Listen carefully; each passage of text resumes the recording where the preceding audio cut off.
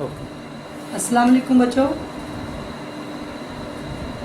जमात हश्तम उर्दू सबक नंबर 7 शहरी दिफा, इसकी हमने बुलंद ख़वानी कर ली थी और इसकी मश्क भी हमने आधी कर ली थी मुकम्मल। सवाल नंबर 1, 2, 3, 4, 5, 6, 7, 8 तक मुकम्मल हो चुका था। उम्मीद है जो हमने पढ़ा होगा वो आप लोगों ने ज़रूर याद कर लिया होगा। आज हम सवाल नंबर 9 से शुरू करेंगे। जमा वाहिद की जमा और जमा के वाहिद लिखें। ये सवाल हम अभी बोर्ड पे करेंगे। सवाल नंबर 10 है आगे। सबक शहरी दिफा के मुताबिक कालिम अलिफ में दिए गए अल्फाज को कालिम बे के मुतलका अल्फाज से मिलाएं। कालिम अलिफ है, ये कालिम बे है, इसके जो मुतलका अल्फाज हैं उनको हमने आपस में मिलाना है। बड़ी मार्केट से रिलेटेड है बम धमाका। बड़ी मार्केट में बम धमाका हुआ था, इसलिए उसके साथ हमने इसको मैच किया। हस्पताल में क्या था, एमरजेंसी होती है, तो इसको एमरजेंसी के साथ हमने मैच किया। मुल्क में कौम, ठीक है। ज़ख्मी मरहम पट्टी। इब्तदाई तिब्बी इमदाद महकमा शहरी दिफा। ताज़ा हवा। मसनूई तरीके। फ़ोन घंटी, ठीक है। सवाल नंबर 11 है। दर्ज अल्फाज को जुमलों में इस तरह इस्तेमाल करें कि इनकी तज़कीर व तानीस वाज़ेह हो जाए। तज़कीर व तानीस जिनके मुज़क्कर हैं या मोइनस हैं। ये अल्फाज बनाने से, हमें जुमले बनाने से पता चल जाता है कि था, थी, थे वगैरह आता है, तो उससे पता चल जाता है कि क्या है, मुज़क्कर है लफ्ज़ या मोइनस है, ठीक है। ये हम बोर्ड पे भी करेंगे। सवाल नंबर 12 है। सबक शहरी दिफा के मुताबिक दर्ज झैल सवालात में दुरुस्त और गलत की निशानदेही करें।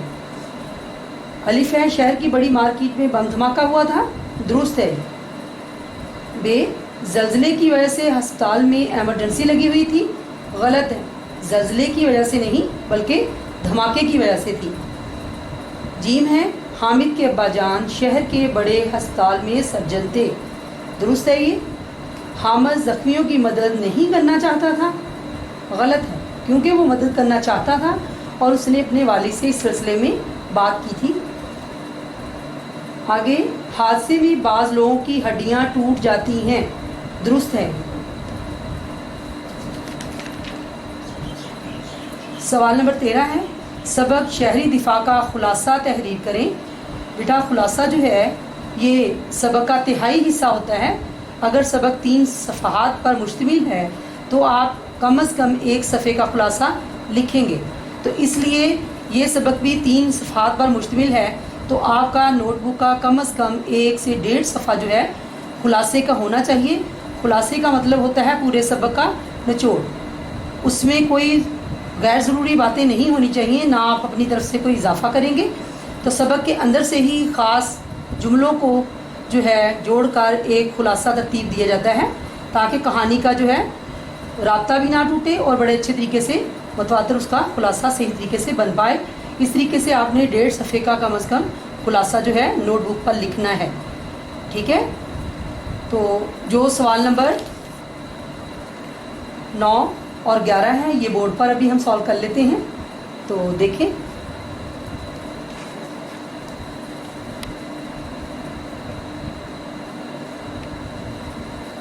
सवाल नंबर 9, वाहिद के जमा और जमा के वाहिद लिखें। बेटा, ये मैंने वाहिद जो है पूरे तरतीब के साथ अलग कर दिए हैं और इसके जमा जो हैं वो अलग कर दिए हैं। अपनी बुक खोलकर उसके ऊपर जब आप लिखेंगे इनको तो देखकर तरतीब से करें। जमा के ऊपर वाहिद और वाहिद के ऊपर जमा लिखना है आपने। धमाका, धमाके। कौम, क़वाम। मुलाकात, मुलाकातें। इदारा, इदारे। हादिसा, हादिसात। हरकत, हरकत। तख्ती, तख्तियाँ। सवाल नंबर 11 है। इन अल्फाज को जुमलों में इस तरह इस्तेमाल करें कि इनकी तज़कीर व तानीस वाज़ेह हो जाए, ठीक है। घंटी, फ़ोन की घंटी बजी। अब बजी आपको क्या इससे अंदाज़ा हो रहा है कि ये लफ्ज़ मोइनस है, ٹھیک ہے. فون، احمد نے فون اٹھایا. اٹھایا سے واضح ہو رہا ہے کہ یہ لفظ جو ہے مذکر ہے. تو اسی طریقے سے باقی جملے ہیں. تو دیکھیں، دھماکہ، شہر کی بڑی مارکیٹ میں دھماکہ ہوا. قوم، ملک و قوم کی حفاظت ہمارا فرض ہے.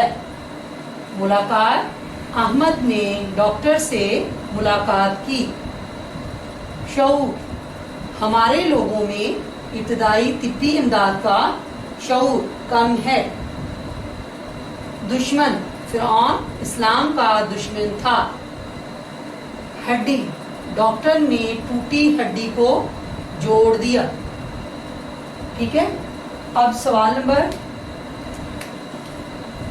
12 ہمارا ہے خلاصہ، اور سوال نمبر 13 جو ہے وہ ہے فعل مجہول کو فعل معروف میں بدلنا. فعل مجہول کو، سوال نمبر 14 ہے فعل مجہول کو فعل معروف میں بدلنا. مجہول کے معنی ہے نامعلوم، یعنی کہ جو کام کرنے والا ہے وہ معلوم نہیں ہے کون ہے.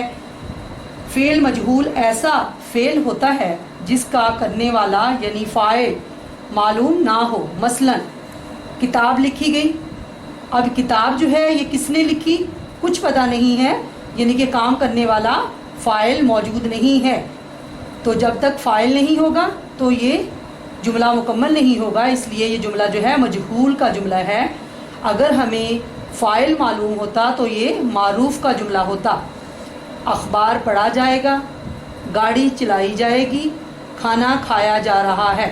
اب ان جملوں میں کام کرنے والا جو ہے موجود نہیں ہے، تو اس لیے یہ جملے مجہول کے جملے ہیں. اگر ہمیں اس کا فاعل معلوم ہوتا تو یہ جملے معروف کے ہوتے. ٹھیک ہے. اوپر دی گئی مثالوں میں لکھی گئی، پڑھا جائے گا، چلائی جائے گی اور کھایا جا رہا ہے مجہول افعال ہیں، اس لیے کہ ان کے فاعل نامعلوم ہیں. یعنی ہم نہیں جانتے کہ کتاب کس نے لکھی، اخبار کون لوگ پڑھیں گے، گاڑی کون چلائے گا اور کون سے افراد کھانا کھا رہے ہیں. ایسے افعال جس کے فاعل معلوم نہ ہوں مجہول کہلاتے ہیں. نیچے دیے گئے کالم الف میں فعل مجہول والے جملے دیے گئے ہیں اور کالم بے میں انہیں فعل معروف میں تبدیل کیا گیا ہے. اب دیکھیں، کالم الف ہے، کہانی پڑھی گئی، کس نے پڑھی معلوم نہیں، اس لیے یہ مجہول کا جملہ ہے. اب آگے انہوں نے اس کو معروف میں تبدیل کیا ہے. سعود نے کہانی پڑھی. اب پتہ چل گیا ہے کہ کہانی پڑھنے والا کون ہے، سعود ہے. تو سعود فاعل ہے. ٹھیک ہے. جس کا کام کرنے والا موجود ہو وہ فاعل ہوتا ہے اور معروف کا جملہ ہوتا ہے. گاڑی چلائی جاتی ہے. گاڑی کون چلا رہا ہے کچھ معلوم نہیں. یہاں گاڑی کون چلا رہا ہے، اصغر. تو اصغر کیا ہے، فاعل ہے. تو اس لیے یہ جملہ جو ہے معروف کا ہوا. تنخواہ میں اضافہ کیا جائے گا. کون اضافہ کر رہا ہے، نہیں معلوم. حکومت تنخواہ میں اضافہ کرے گی. تو یہ مفعول اس کا معروف کا جملہ ہے. گھر بنایا جائے گا. جمیل گھر بنائے گا. چاول خریدے جاتے ہیں. سہیل اور طارق چاول خریدتے ہیں. تو یہ سارے معروف کے جملے ہیں. ٹھیک ہے. آگے ہے تجنیس معنوی میں امتیاز. تجنیس معنوی یعنی کہ لفظ لکھنے میں بھی ایک جیسا ہو، پڑھنے میں بھی ایک جیسا ہو، لیکن معنی الگ الگ ہوں اس کے، تو وہ تجنیس معنوی کہلاتا ہے. اس میں یعنی کہ فرق بتایا گیا ہے. جب کسی جملے میں دو یا دو سے زیادہ الفاظ اس طرح کے استعمال ہوں کہ لکھنے میں ان کی شکل اور پڑھنے میں ان کی آواز ایک جیسی ہو مگر ان کے معنی ایک دوسرے سے مختلف ہوں، تو اس کو تجنیس معنوی کہا جاتا ہے. اب آپ کو سمجھ آ گئی ہوگی یہ بات کہ لفظ جو ہیں بولنے میں بھی ویسے ہوں اور لکھنے میں املا بھی ویسی ہی ہو تو وہ تجنیس معنوی کے الفاظ ہوتے ہیں، لیکن ان کے مطلب جو ہیں، ان کے مقاصد، ان کے معنی جو ہیں وہ بالکل الگ الگ ہوتے ہیں. تو اس کو آپ دیکھیں گے، اس کو ہم تجنیس معنوی کہتے ہیں. اب یہ آپ سینٹنس دیکھیں، جملہ دیکھیں. ज़्यादा सोना नुकसानदेह होता है। यहाँ सोना जो है, सोना मुराद नींद से है, यहाँ सोना नींद की हालत है, ठीक है। दूसरा इसका हिस्सा है सोना बहुत महंगा हो गया है। यहाँ सोना एक कीमती धात है। अब ये देखें, लफ्ज़ बोलने में भी बिल्कुल वही है, लिखने में इमला भी एक जैसी है, लेकिन मायने इनका अलग अलग है। पहले सोने का मतलब नींद की हालत है, दूसरा सोना जो है कीमती धात है, ठीक है। दूध से खोया बनता है। यहाँ दूध से तैयार होने वाला खोया मुराद है, जो हम खाते भी हैं। अब है दूसरे में, आपने क्या खोया, क्या पाया।